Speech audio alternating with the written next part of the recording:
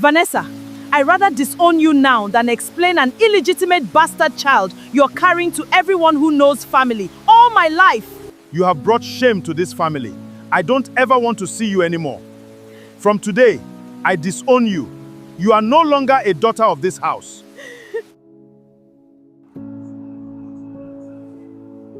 Wait, is that Vanessa? Vanessa? That cannot be her. What happened to that girl? Before people called her a disgrace, Vanessa was simply a daughter trying her best to make everyone proud. Vanessa was 19 years old. She wasn't rebellious. She wasn't careless. She wasn't the kind of girl people whispered about. If anything, she spent most of her life trying to become the daughter her parents wanted. She was the only girl in a family of 4 children, 3 older brothers, 1 younger brother, and somehow, that meant every responsibility inside the house belonged to her. Every morning, before anyone else woke up, Vanessa was already on her feet. She cleaned the kitchen, prepared breakfast, washed yesterday's dishes, made sure her younger brother was ready for school. By the time she left for university, she already felt like she'd lived an entire day. Her brothers rarely helped, not because they couldn't, because everyone believed those were women's responsibilities. Whenever Vanessa complained, her mother always gave the same answer. Mrs. Okafor said, "One day you'll have your own home. Better learn now than embarrass your husband later." Vanessa never argued. She simply nodded, then kept working, not because she agreed, but because she loved her family. She believed sacrifices were simply part of growing up. University became the only place where she felt like herself. There, she wasn't someone's daughter or someone's sister. She was simply Vanessa. A young woman chasing a degree she hoped would change her family's future. She dreamed of becoming a nurse, not because she wanted wealth, because she wanted purpose. She wanted to build a life where no child of hers would ever have to choose between paying school fees and buying dinner, to help with tuition and books. She worked part-time at a small cafe near campus. The hours were long, the pay wasn't great, but every paycheck reminded her she was one step closer to graduating. Most evenings, she returned home exhausted.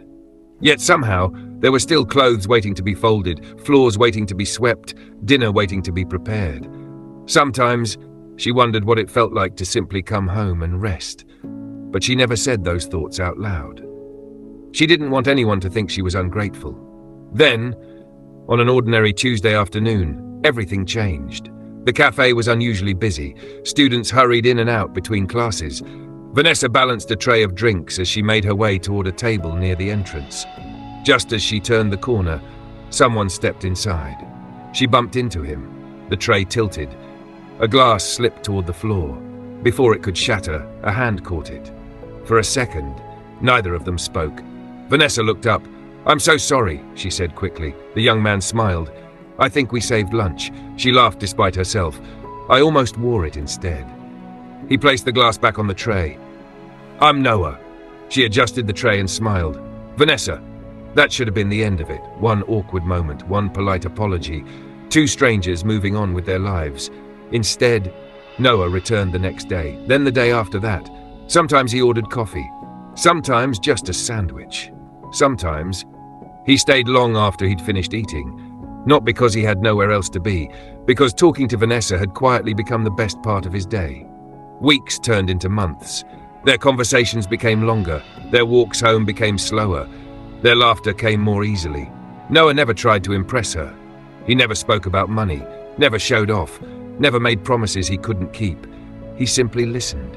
And somehow, that meant more to Vanessa than anything she'd ever been given.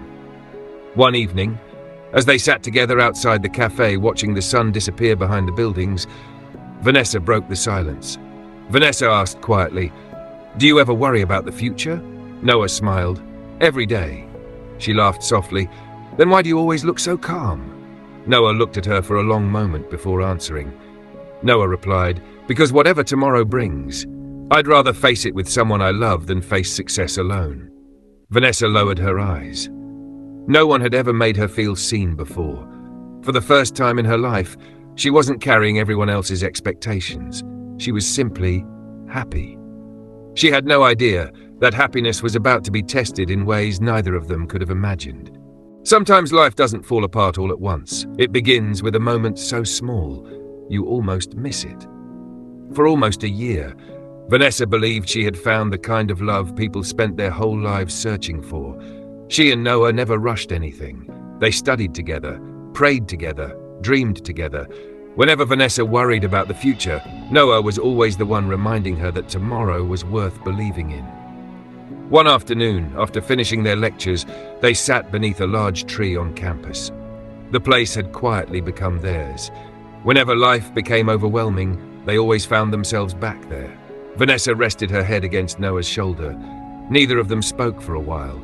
The silence between them never felt uncomfortable. It felt safe. Finally, Vanessa asked quietly, "Do you ever think about what our lives will look like 5 years from now?"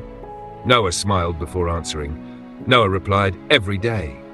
Vanessa looked up at him, and Noah laughed softly. A small house, a kitchen that always smells like food, a family, and you complaining that I leave my shoes in the wrong place. Vanessa burst into laughter. "I definitely complain." Noah grinned. "I know." Then his smile softened. He reached for her hand. Noah said quietly, "Whatever happens, I want us to build that future together."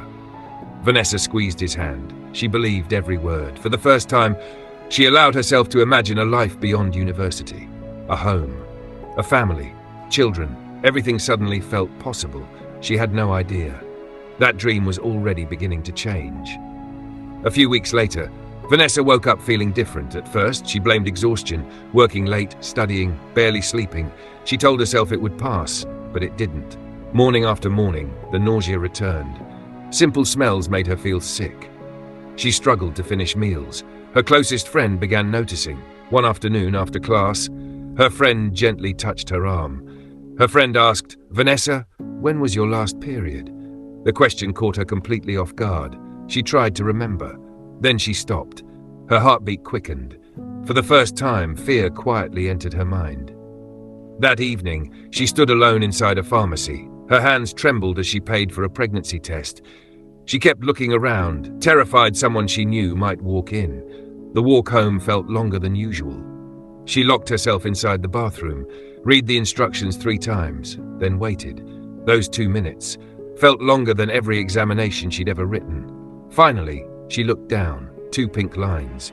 Vanessa stared at them, once, twice, again, as if looking longer might somehow change the result. Instead, the room began to spin. She slowly sat on the bathroom floor. One hand covered her mouth. The other rested on her stomach. Tears rolled silently down her face. Not because she didn't love Noah, not because she hated the baby, because she immediately understood what this meant. University, her parents, her future. Everything she had worked for had just become uncertain. The next morning, she asked Noah to meet her. The moment he saw her face, his smile disappeared. Noah asked gently, "Vanessa, what's wrong?" She couldn't answer immediately. Instead, she reached into her bag, pulled out the small pregnancy test, and placed it in his hand. Noah looked at it. His expression froze. For several seconds, neither of them spoke. Finally, he looked back at her. Noah said quietly, "Are you sure?" Vanessa nodded. Tears filled her eyes. "I checked twice." Noah closed his eyes, not because he wanted to run, because he was trying to think. He reached for her hands, held them tightly. Noah replied, "We'll figure this out." Vanessa searched his face. "You promise?" He nodded without hesitation. "I promise." For the first time since seeing those 2 pink lines, she breathed again. She believed they would face it together. She believed love would be enough. 3 days later, Noah stopped answering his phone. At first, she wasn't worried.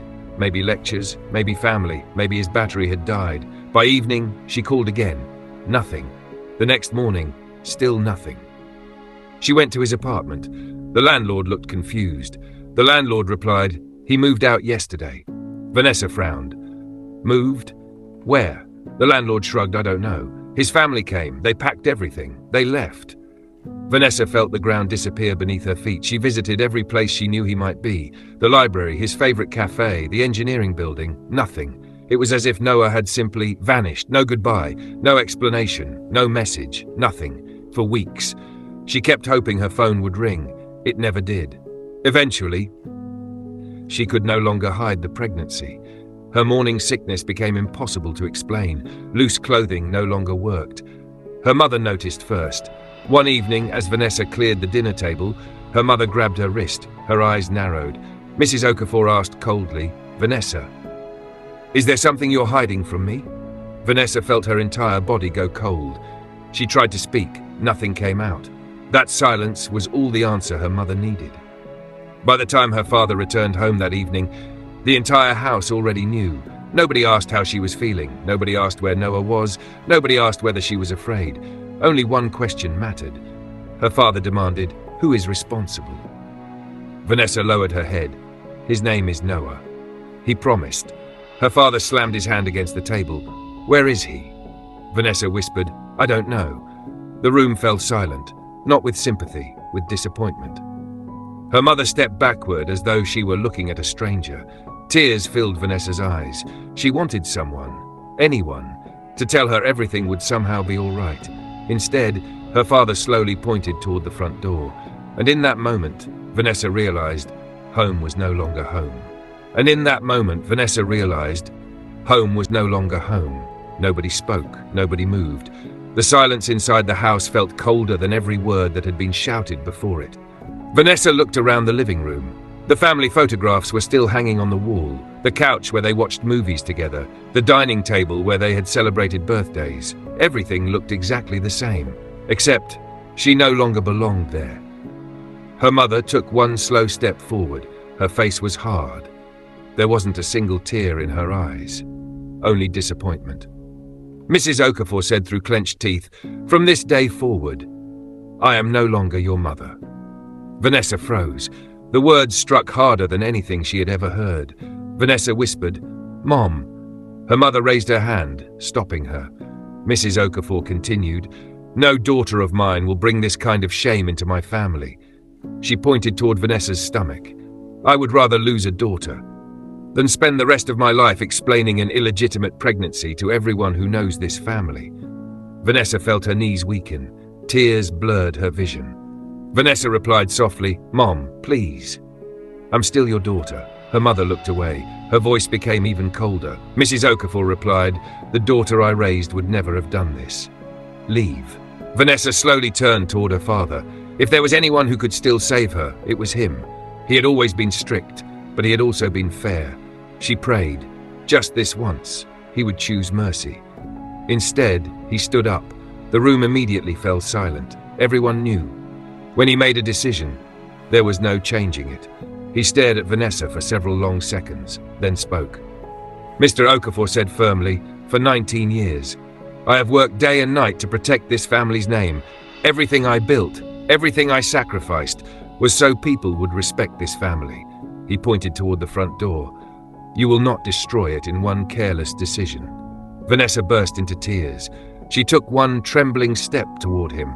Vanessa cried, "Daddy, please." Noah promised he'd come back. Her father's expression didn't change. Mr. Okafor demanded, "Then where is Noah?" Vanessa lowered her head. Her lips trembled. I don't know." Her father nodded slowly, almost bitterly.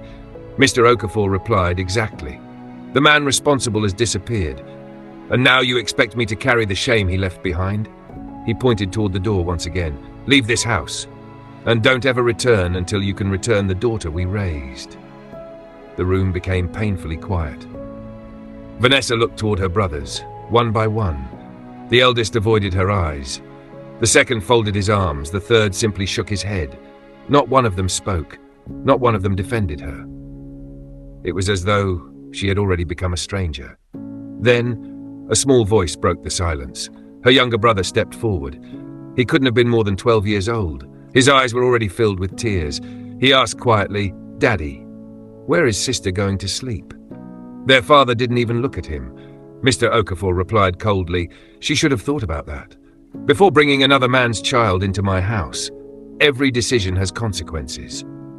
Tonight, she will live with hers." The little boy looked at Vanessa. His lips quivered. He wanted to say something, anything, but he knew. Children rarely win arguments against angry adults. Vanessa forced a weak smile. Not because she was okay, because she didn't want the last memory her little brother had of her to be her breaking apart. Without another word, she bent down, picked up her old suitcase. Almost everything she owned was still inside that house. She reached for the front door. Her hand rested on the handle. Just for a second, she waited, still hoping someone would stop her. Someone would say, "Stay." Nobody did. She slowly opened the door, walked outside and quietly closed it behind her. She had barely reached the front gate. When she heard tiny footsteps running behind her, she turned around. Her younger brother came running toward her. Breathing heavily, he grabbed her hand, then opened his small fist. Inside were a few folded bills, some coins, and a tiny note. It was every bit of savings he had been keeping for months. Vanessa shook her head immediately. "No, you need this more than I do." The little boy pushed the money back into her hand. Tears rolled down his face. He replied, "You always shared your lunch with me. Now it's my turn to help you." Vanessa could no longer hold back her tears. She hugged him tightly. For a few seconds, the world disappeared. Then the front door opened again. Her father's voice thundered across the compound. Mr. Okafor shouted, "Come back inside." The little boy flinched. He looked at Vanessa one last time, then slowly walked back toward the house. Before disappearing inside, he turned around, raised his hand and waved. Vanessa raised hers too. She didn't know it then, but that small wave would become the only piece of her family she would carry with her for years to come. She tightened her grip around the little money in her hand, picked up a suitcase, placed one trembling hand over her stomach. Then, with nowhere to go, she started walking into the night, and for the first time in her life, she truly understood what it meant to be completely alone. The hardest winter of her life. Some people survive because life becomes easier. Others survive because quitting is no longer an option. Vanessa belonged to the second group. Vanessa walked until her legs could carry her no farther. The little money her younger brother had secretly given her was all she had left. She couldn't afford a hotel. She couldn't afford another bus ride. By evening, she found an old, unfinished building on the edge of town. It had no doors, no windows, just bare concrete walls and a leaking roof. Someone had abandoned the construction years ago. It wasn't a home. But for that night, it became hers. She spread one old wrapper across the dusty floor, placed her small suitcase beside her, then rested both hands on her stomach. Vanessa whispered, "I'm sorry. This isn't where I wanted to bring you into the world." The next morning, she began searching for work.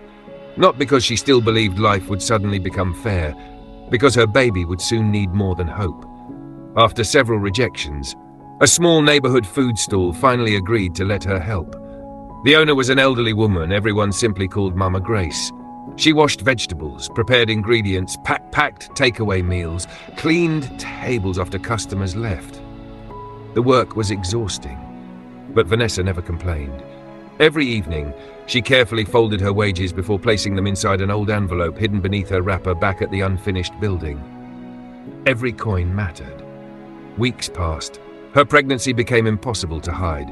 One afternoon, while carrying a heavy bucket of water, Vanessa suddenly stopped. She held her lower back, trying not to cry out.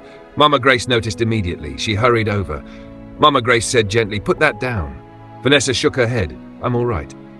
Mama Grace looked at her for a long moment, then sighed. "No, you're pretending to be all right." Silence. Finally, Mama Grace spoke again.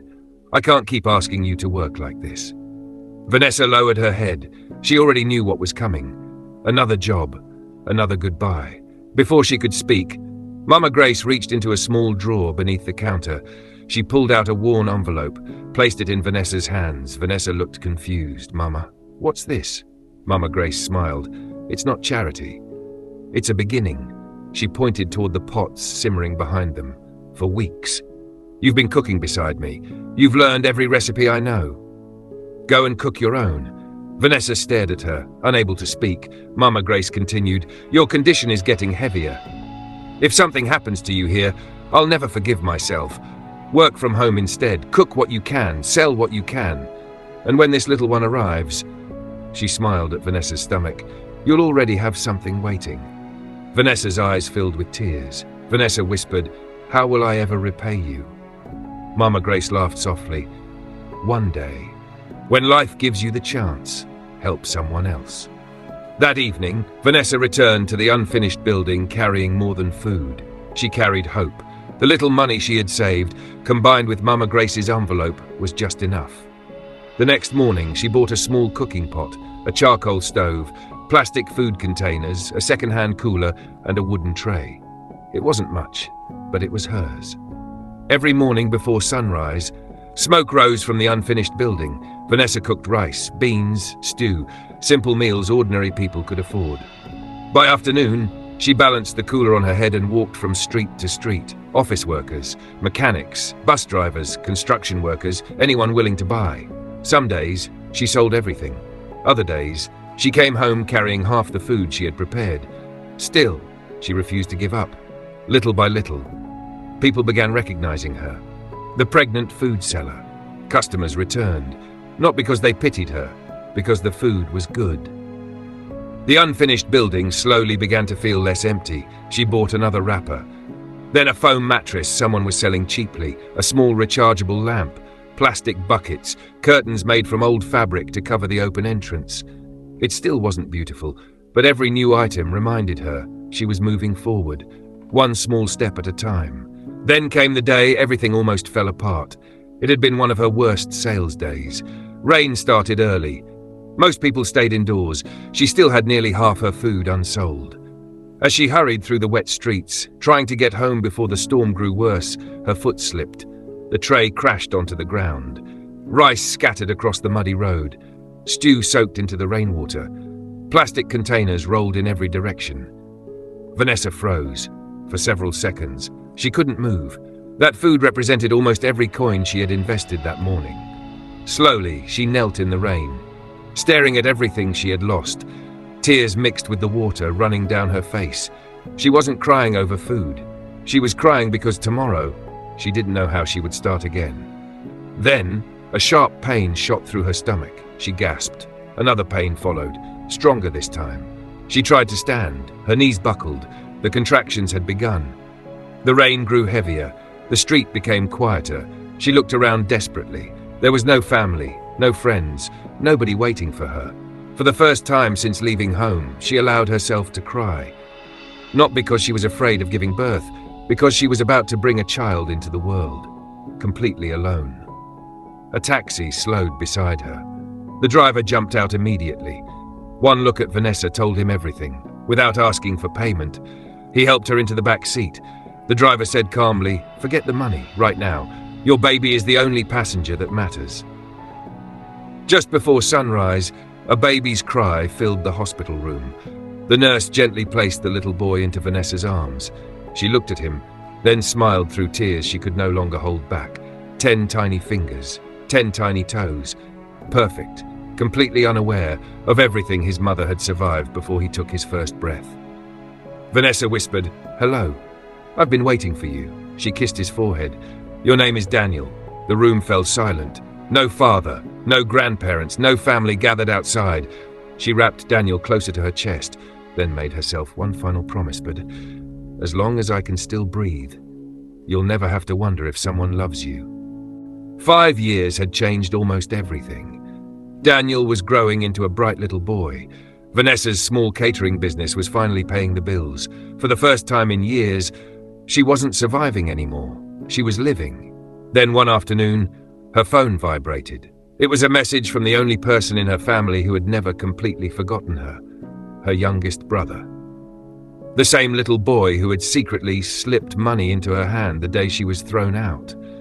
He wasn't a little boy anymore. At 17, he was almost the same age Vanessa had been when her own life fell apart. His message was short. Her younger brother wrote, "Big brother is getting married next Saturday.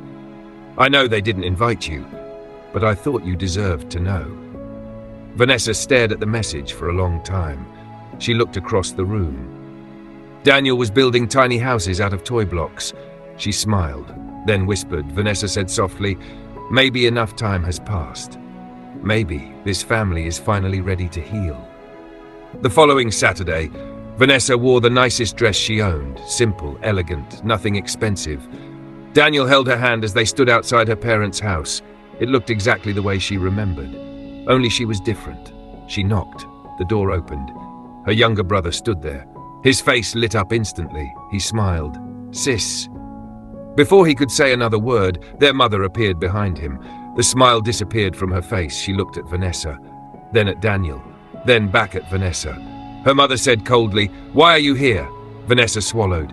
Vanessa replied quietly, "I came to congratulate my brother. I didn't come to ask for anything. I only wanted to celebrate with my family."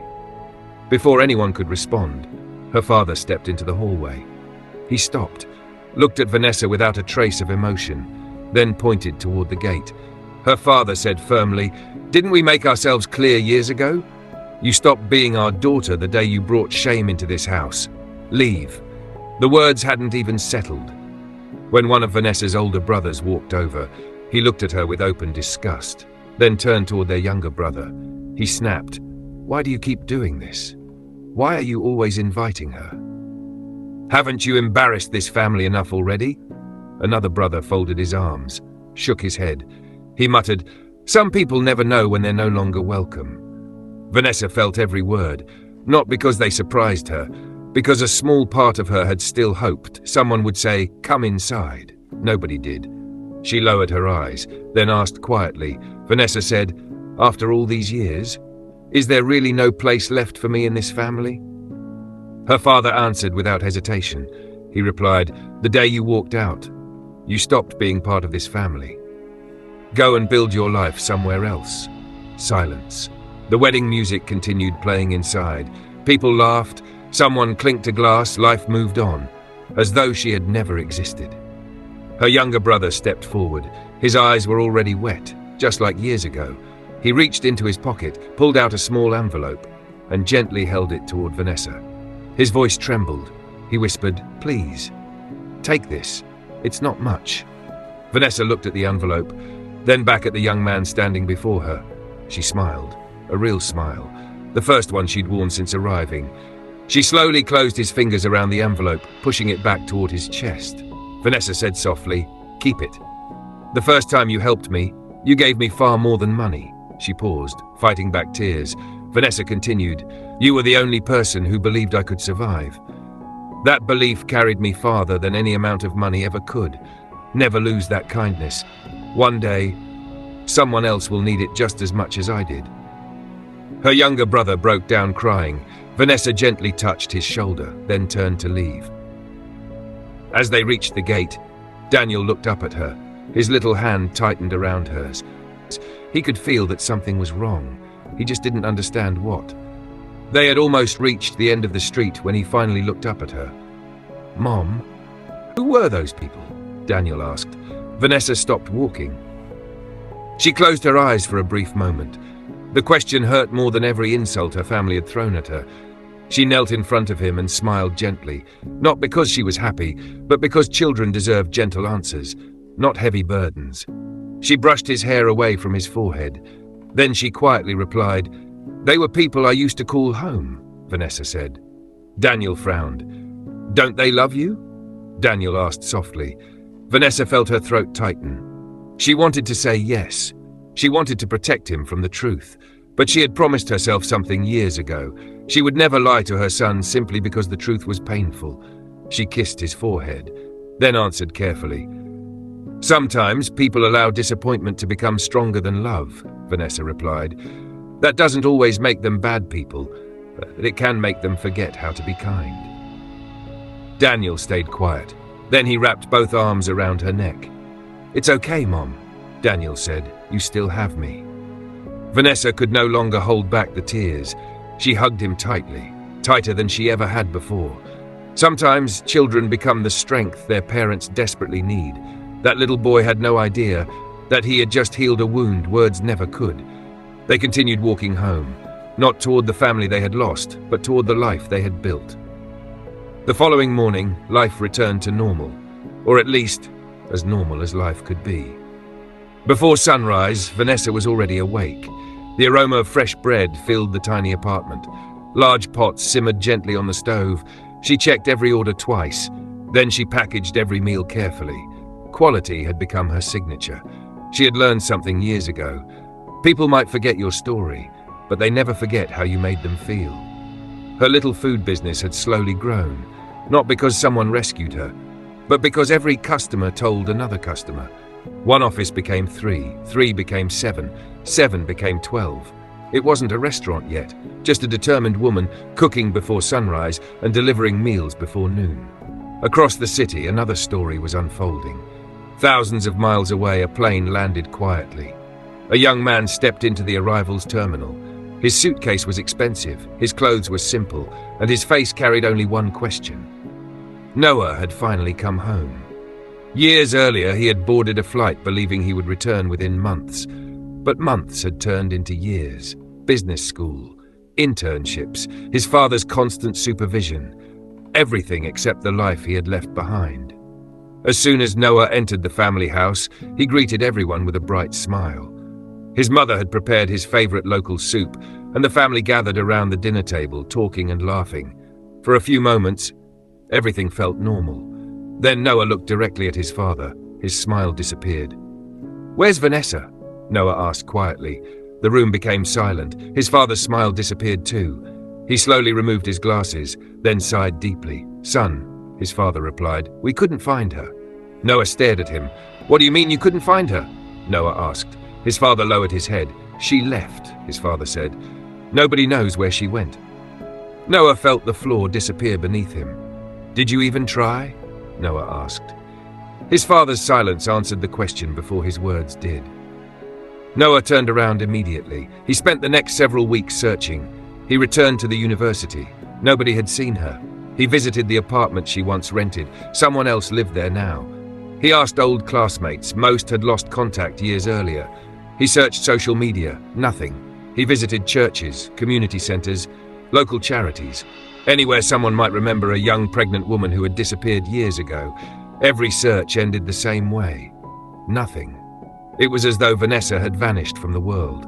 But Noah refused to stop looking.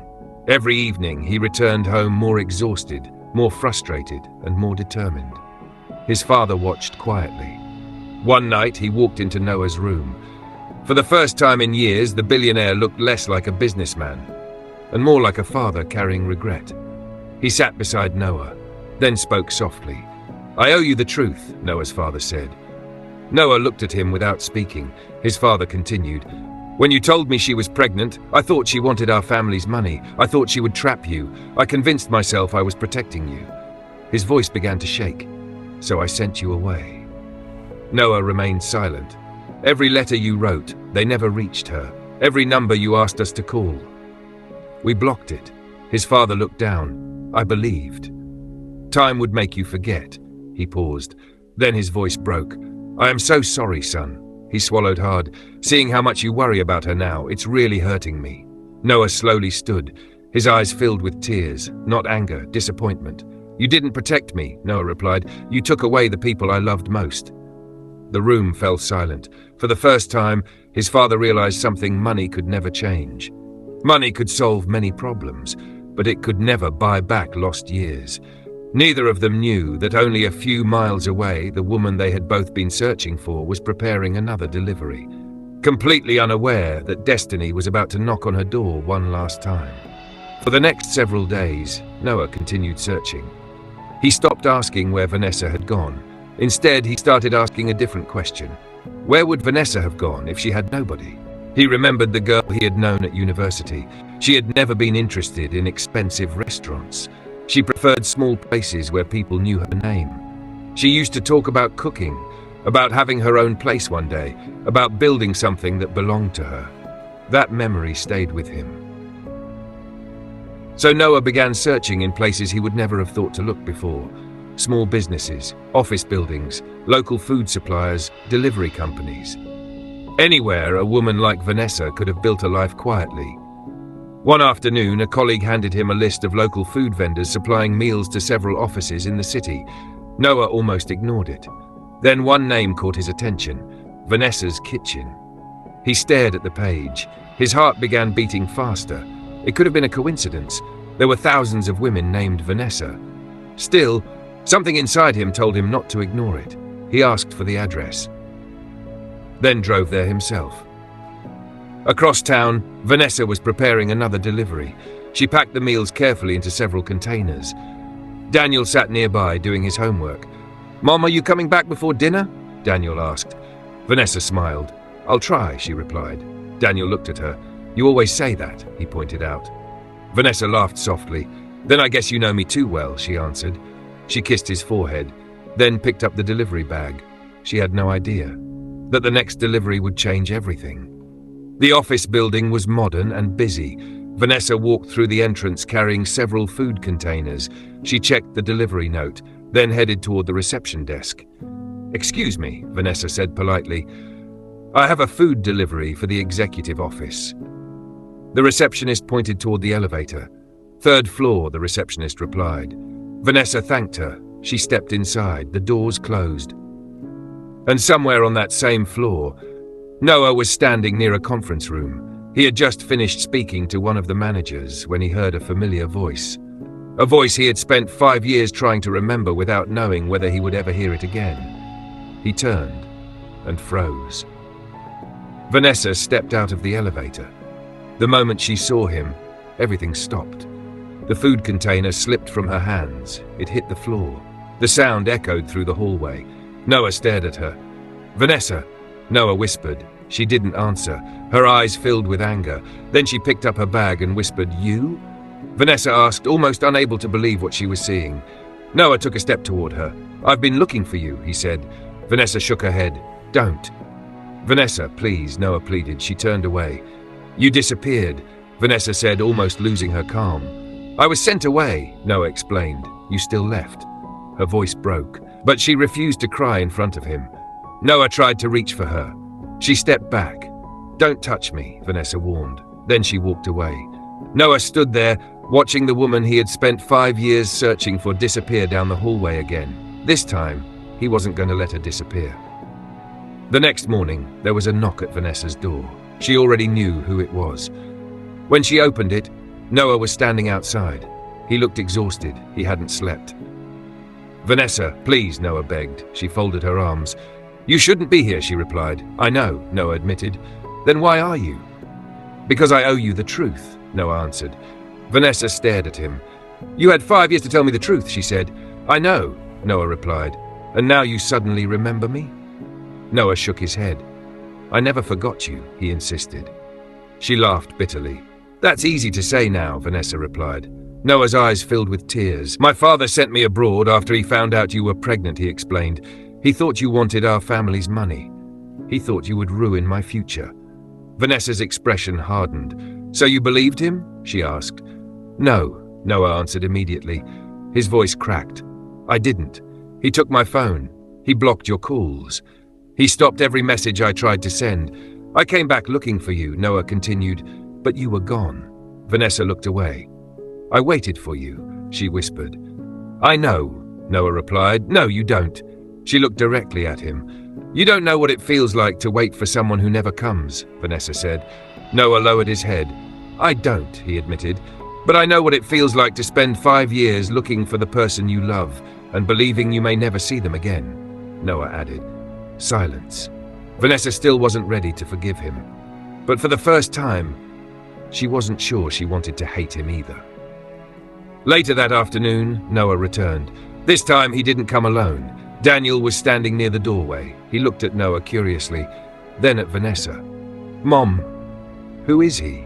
Daniel asked. Vanessa couldn't answer immediately. Noah knelt slowly. He looked at the little boy, and something inside him broke. He had imagined this moment 1,000 times, but nothing could have prepared him for it. Daniel stared at him, then asked, "Are you my dad?" Daniel asked. Noah's eyes filled with tears. "Yes," Noah replied. Daniel remained silent. "I've been looking for you," Noah continued. Daniel frowned. "I didn't know you were looking for me," Daniel said. Noah smiled sadly. "I know," he answered. He wiped his eyes. "And I'm sorry," Noah added. Daniel didn't run into his arms. He didn't have to. Some wounds need time, even when nobody intended to create them. But that afternoon, Noah finally met his son, and for the first time in 5 years, the three of them stood in the same room. After that day, things changed slowly. Not overnight. Vanessa still kept her distance. She didn't suddenly forget everything that had happened. But Noah kept showing up.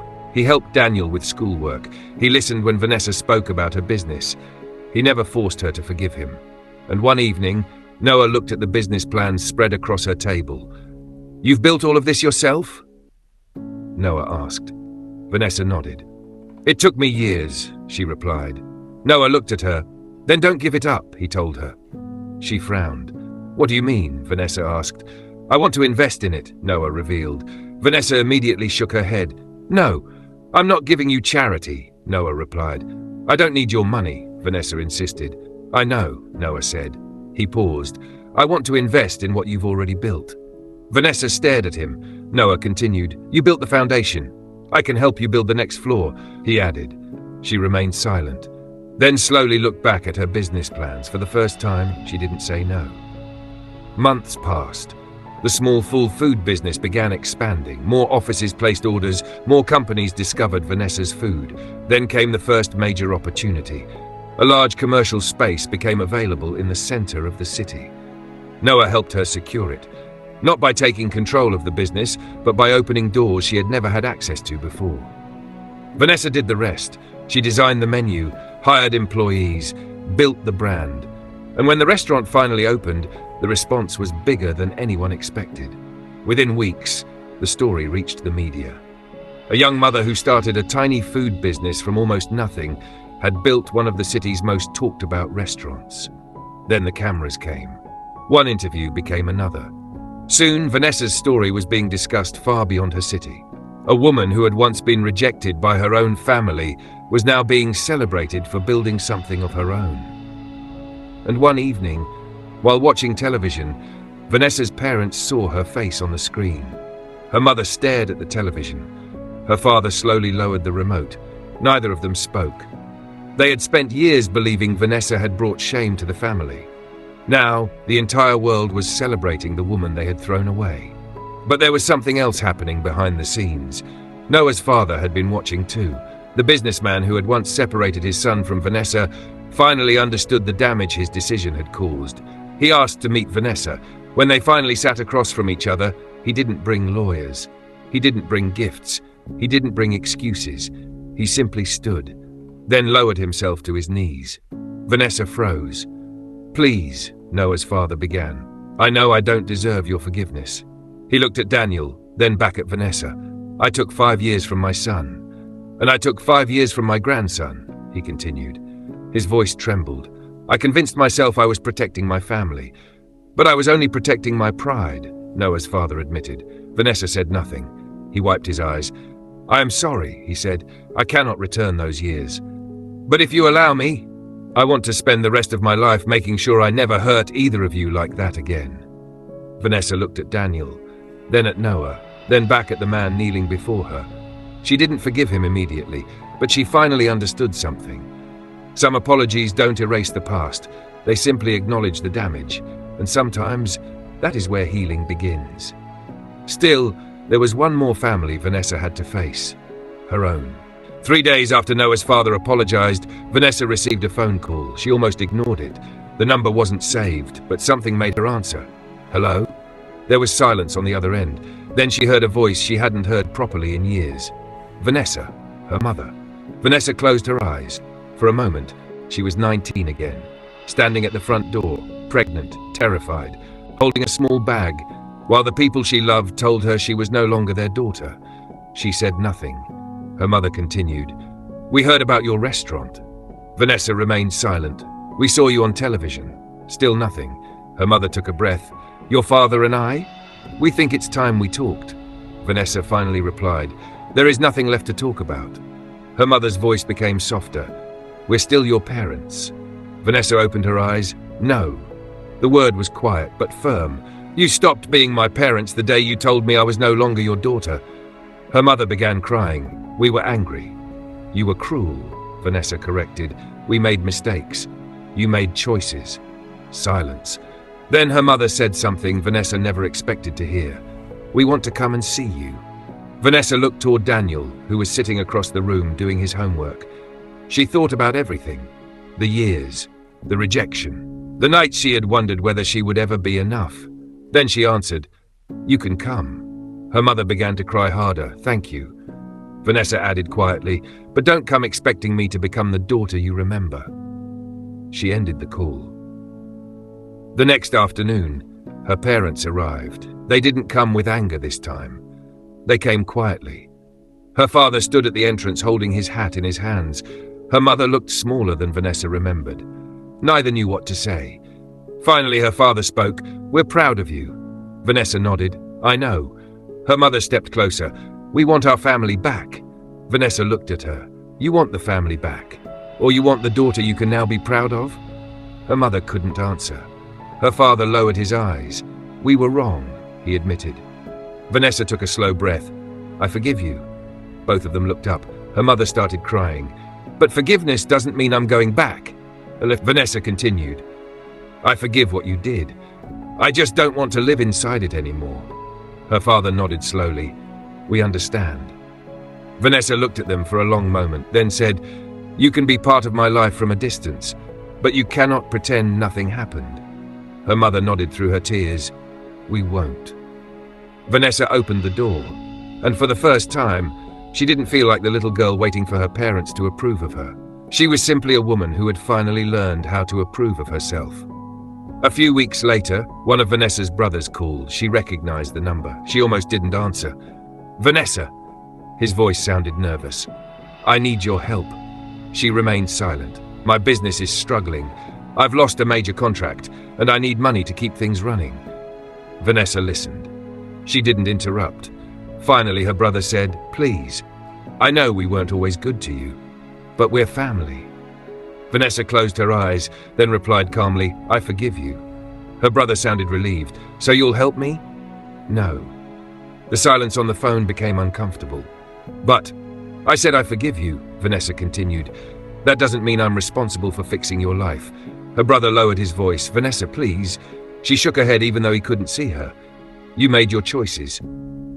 Now you have to live with them." She ended the call, then placed the phone on the table. She wasn't angry, she wasn't celebrating. She simply understood something she had taken years to learn. Forgiveness didn't require access. Another brother tried later, then another.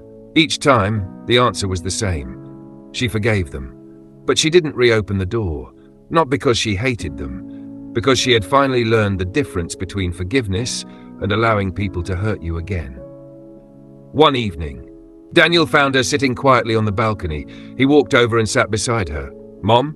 Vanessa smiled. "Yes? Are you happy now?" She looked at him, then smiled. "Yes." Daniel leaned against her shoulder. "Good." Vanessa kissed his forehead. "Very good." She looked out at the same city where she had once walked with nowhere to go. Now, she had a home, a business, a son who loved her, and a man who had finally found his way back to her. Months later, Noah stood beside Vanessa at the entrance of the restaurant. The place was filled with guests. Employees moved through the dining room. Customers laughed. Music played softly in the background. Daniel ran past them, carrying a small gift bag. "Mom," Vanessa turned. "What is it?" Daniel handed her the bag. She opened it. Inside was a simple bracelet. Noah smiled.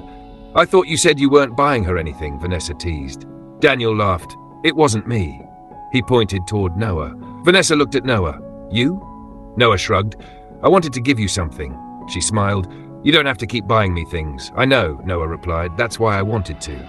She laughed softly. For the first time in years, love didn't feel like something she had to earn. It simply felt like home. A few months later, Noah proposed again. This time, there was no university campus, no family pressure, no fear, no secrets, just the two of them. Standing in the restaurant Vanessa had built with her own hands, Noah held out the ring. "Vanessa, will you marry me?" She looked at him, then at Daniel. Daniel was already smiling. Vanessa laughed through her tears. "Yes." Noah pulled her into his arms, and Daniel shouted, "Finally!" They all laughed. When the wedding day finally arrived, Vanessa's parents were invited, but not to sit in the place reserved for parents. They were guests, nothing more. The front row had already been reserved for the woman who had believed in Vanessa when nobody else did. Mama Grace, the woman who had once helped her start her little food business, the woman who had given her more than money. She had given Vanessa hope, and Vanessa had never forgotten it. As Mama Grace walked into the wedding, Vanessa rushed toward her. She hugged her tightly. "Thank you," Vanessa whispered. Mama Grace smiled through her tears. You did the hard part yourself. Vanessa shook her head. You gave me a reason to believe I could. Mama Grace held her face gently. And look at you now. Vanessa smiled. I wouldn't be here without you. Across the room, Vanessa's parents watched quietly. Her mother wiped away tears. Her father lowered his head. They finally understood. They had once believed they were protecting the family name, but the woman they rejected had become the greatest thing their family could have been proud of. And yet, they no longer had the right to stand where they once expected to stand. They had been forgiven, but forgiveness had consequences too. Sometimes you can be forgiven without getting everything back. The wedding ceremony began. Noah stood at the altar. Vanessa walked toward him. Daniel stood nearby, smiling proudly. And when Vanessa reached Noah, he took her hand. Noah looked into her eyes. I spent 5 years searching for you, he whispered. Vanessa smiled. And I spent 5 years learning how to live without you. Noah's eyes filled with tears. I'm sorry. Vanessa squeezed his hand. I know. Then she smiled. But you came back. I did. And this time, I'm not going anywhere, Noah promised. Vanessa smiled. Good. After the ceremony, Noah's father approached them. He looked at Vanessa, then at Daniel, his eyes filled with emotion. I don't know if I'll ever be able to make up for what I did, he said. Vanessa shook her head. You can't. He nodded. I know. Then he looked at Noah. My son, he took a breath. Can this little boy forgive his father? Noah stared at him. For a moment, neither spoke. Then Noah stepped forward and hugged him. His father broke down in tears. I am sorry, he whispered. Noah held him tighter. Just don't let it happen again. His father nodded. It won't. And for the first time, 3 generations of the family stood together. Not because the past had disappeared, but because they had finally chosen to stop repeating it. Later that night, Vanessa stood outside the reception hall. She looked at the lights, the guests, Daniel laughing with Noah, Mama Grace smiling from across the room, her parents sitting quietly among the other guests. Everything she had once thought was impossible was now standing in front of her. She remembered the girl she had been at 19, scared, pregnant, rejected, alone. That girl had believed her life was over, but she had been wrong. Her life wasn't over, it was only beginning. And sometimes the people who hurt you the most teach you the importance of never becoming like them. Vanessa looked toward Daniel, then toward Noah, and smiled, because she had finally built something her family could never take away. A life based on love, not judgment, not shame, not money, but character. Final moral: never destroy someone because of the mistake they made at their weakest moment. You never know who that person will become after they survive it. And remember, forgiving someone doesn't mean you have to give them the same place in your life. Sometimes forgiveness means letting go of the pain, while still keeping the boundaries that protect your peace. What do you think? Was Vanessa right to forgive her family but refuse to take them back as her parents? Let me know in the comments. And if Vanessa's story touched you, subscribe, like, and share for more emotional stories with powerful lessons.